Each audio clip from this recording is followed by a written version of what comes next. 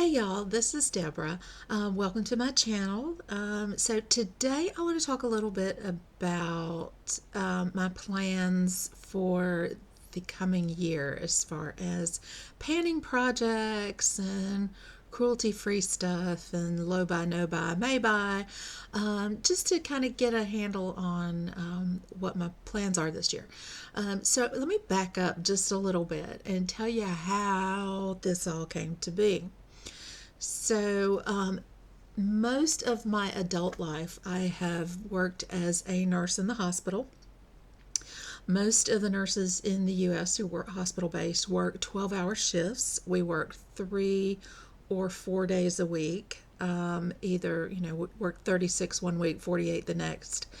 In that time period, the 30 years that I worked as a hospital RN, I also raised 2 children. I went to graduate school twice. I spent part of that time as a hospital RN, as a nurse manager of an emergency department. I also worked as a nurse executive at a critical access hospital. So I've spent, most of those years were working 12-hour shifts in the hospital. A lot of those years were working in the operating room where, you're wearing a mask and a bonnet and nobody's going to see much but right here anyway. So I didn't do a lot with my hair and my face and my makeup. I just didn't do a lot. The time that I didn't spend at work, I didn't want to spend it. I wanted to do things with my kids. I wanted to do things with my husband. I wanted to sleep.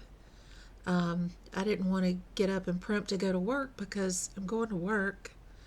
And, if you're working a 12-hour shift, that really means a 14-hour from door to door. And I really didn't, another 30 minutes or an hour to get ready to go to work was not something that was interesting to me. I would just as soon show up fresh faced and hair in a ponytail and be done. But about 2.5 years ago, I finished my PhD and became an assistant professor at a university. I teach baby nurselings. They're so sweet. I love them. They all just want to be helpful. And I really love what I do, but it's not 12 hours. It's not night shift. And so I have an opportunity, and I'm often in front of people speaking in public. I'm working with doing interviews with patients when we go to the hospital for those days, but for the most part, I'm in a classroom. I am in meetings. I am doing one-on-one tutoring with students. And so and in the middle of coming into that, my dad had his second round of melanoma. And so I really started getting worried about skincare. Sorry, I keep bumping my desk, and the world keeps shaking. So anyway, my dad had a second round of melanoma. I started worrying about the state of my skin for a first time in a really long time. I never had bad skin. I wasn't one of I'm very fortunate. I wasn't one of those kids, those teenagers that had a lot of acne. I've never really thought of myself as beautiful. I always felt like, I was the girl next door. And I think the way I would describe myself was I clean up pretty good. Because I was always, I was the Boy Scout mom, and I was the one out in the yard digging with kids. I was not the primpy mom. I was not the primpy teenage girl terribly much either. So the best, I really thought of myself as somebody who, cleaned up pretty good, but never really thought of myself as, I'm not a glamorous. That's not me. That's never been who I was. I've always had a lipstick problem. But up until about 2 years ago, My entire makeup collection could be put in one of those, with the exception of the lipsticks, which were in a small bowl about like this on the bathroom counter. That was all of the lipstick collection. And everything else, foundations, blush, mascara, eyeshadows, they all went in one of those little makeup bags, the gift with purchase bags that you get at the Clinique counter when you buy something. My entire makeup collection could have gone in one of those bags. Well, so then I got a day job. And over the last 2.5 years, my collection has gone from one bag, one little makeup travel size bag, and a bowl of lipsticks, because like I said, I've always had a lipstick issue, to a five, the Amazon equivalent of an Alex 5 drawer set in 2 years. So I am trying to be more responsible, more reasonable. I have a lot of beautiful things and I would like to use them. I probably will not need to buy another bronzer as long as I live. Just saying. I probably will, but I won't need to. So I kind of came into this panning journey thinking about, okay, well, what do I do with all this stuff? Because when I started looking at skincare stuff, I got, you start looking at YouTube and then you start seeing makeup and I'm like, oh, that's pretty. That's pretty. I'd like that. And I want to try that. I want to try that. And so now that I've got 5 drawers worth of stuff, 4 drawers worth of stuff, really, the bottom drawer is like Q-tips and cotton balls and stuff like that. It shouldn't count as 5 drawers. But then there's all the stuff on the vanity right here too, so I guess that would fill another drawer. Anyway, that was an aside. So part of it is, when you're on a journey like that, there are a lot of things that I got them because I wanted to try them, and now I've got a better idea about what I like and what I don't like. Things like I do not like liquid lipstick. And I have no idea what to do with liquid highlighter. Got no clue, guys. Y'all are just going to have to help me with that because I got no idea. So there's just a lot of things that I have learned, and from this point on can be more retrospect and more intentional about purchasing, because now I have tried things and I do know what I like and what I don't like. The other thing that I would like to do is to move towards a cruelty-free collection. It hadn't occurred to me when I started this collection over that way. It just never occurred to me that some of my favorite brands were not cruelty free, and I was really I've been quite disappointed because some of my absolute favorite gold standard products are not from cruelty free companies and cruelty free manufacturers. So as I move forward, I'm going to have to be looking for alternatives. As I work things out of my collection, I'm going to be looking for more alternatives. Like my favorite foundation, the Dior Forever Matte, which I'm working on today, by the way. Dior's not cruelty free. Chanel is not cruelty free. Lancome is not cruelty free, and this is like the gold standard for concealer for 50 somethings. Y'all are gonna have to help me out finding a replacement for this, because it's magic. I look, yeah, I've been. So that's part of the journey, is learning what I like, what I don't like, what I want to do. The thing is, I don't need somebody to put stuff in rabbit's eyes to tell me I don't need to get it in mine. I'm not quite that silly that you need to prove that to me. So I would like, over the next year, because I'm looking at, okay, what do I want in 2022? Right now, and I'm going to have to put my glasses on because I am a 50 something, and there you go. Oh, look, there I am. Now I can see myself too. Right now, my collection is 61.5% cruelty free products, and I would like to move that up to 75% over the course of this next year. One reason it's going to take a long time for me to work my non cruelty free products out of my collection because the parts of my collection that are heavily non cruelty free are things that take a long time to pan and take a long time to work out, like nail polish and bullet lipsticks. I have, and I know some of my numbers, y'all are going to say that's not that many and laugh, but of the 32 lipsticks that I have, bullet lipsticks, which I know some of y'all are falling out the chair right now because this is not any great number compared to some people.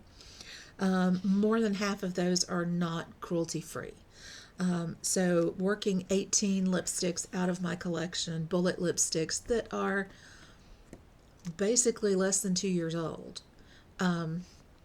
it's going to take a while to get through those. I'm not going to be able to pan 18 lipsticks in a year. I've tried over the last 6 to 9 months to make sure to be a little more retrospect with my purchases and make sure that I'm not bringing in things that are not cruelty free into my collection. But still, I've got 3 concealers that are not cruelty free that I would like to work out of my collection. 2 of them I should be able to finish, the Lancome and the NARS Mini that I have. Those should be able to work out of my collection. The Bobbi Brown color corrector, I don't know. They may still. This one actually has a really good dip in it. I think you can see that. But the idea, yeah, it's going to take me a while to get rid of this one. I'll be using that one all year. But that is the only color corrector I have. So I'm hoping that because my collection is younger, that I've got, that in some ways that may give me a little bit of more time to not worry about some of these things going bad. I'm going to try to be heavy on the cream products this year with panning, because it seems like all my cream products, my cream eyeshadows, I have 3 of them and they're all not cruelty free, so they'll all be in projects this year. The concealers will all be in projects this year. My fragrances will all be in projects this year. My big concern with getting rid of some of my tried and true products and going with cruelty free options is that my skin is very sensitive. I have a lot of allergies, and that's another reason that my collection got a little bit out of control this year, was because I was trying things to try to replace some of my favorites, and find something that would not make my skin grouchy and evil and hate me for a week. So yeah, so that's kind of where I'm going. I've already got plans to participate in some projects this year. Projects that I am planning, that I'm already in, are the Panners Bingo with the Fantastic Ladies collab. This is Fantasy with Fantastic Ladies. The Roulette Project pan that I'm in right now actually ends in January, so that will actually free up some, I don't know, time? Product slots? I'm not quite sure what to do with that, how to express that.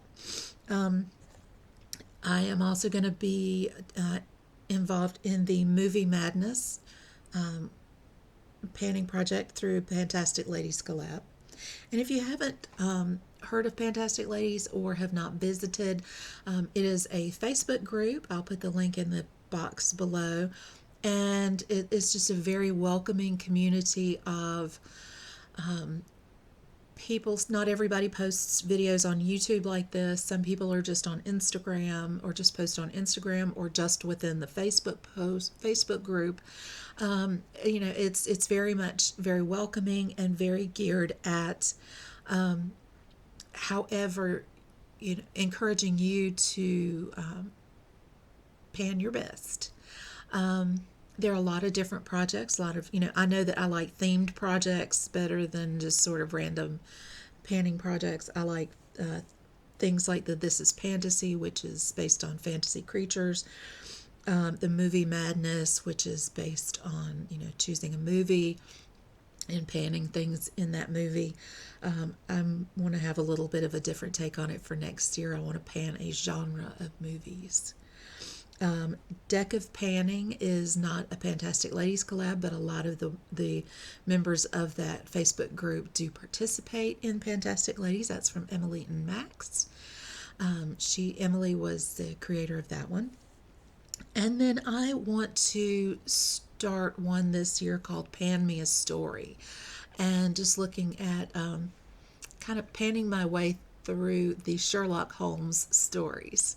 I love to read, and I love short stories. So I'm going to put up within the next week or so, I'm going to put up a video about the kind of the how-to once I get the Google Docs set up for that, and a spreadsheet. And anybody that would like to join me, I'm panning through the Sherlock Holmes stories because it's the 135th anniversary of the first story published. If you want to pan a different series of stories, join in. We'll all tell each other stories. So that's kind of what I've got going on this year. I'm still very, very, very new as a panner, and so I've got a lot to learn, but this community has been so very welcoming. I'm learning a lot, watching a lot of people with a lot of wisdom. Sometimes I feel kind of like a stalker. I'm like, oh, did that person post yet? Let me go look. Because some of you guys are just so refreshing and so wise with how you use products and how creative you can be. So I think that's all I have to say about 2022. There are only a few products by name that I know I want to pan. I want to finish this Dior Forever Matte. It's in my fantasy project for another few uses, but it's actually down to about here now. And I think I may just leave it there until it's all done. Although, we'll see. We'll see. After another 10 uses, I might change my mind and want to work on something else before I come back to this. But I do have two foundations that are not cruelty-free that I would both like to work out of my collection this year.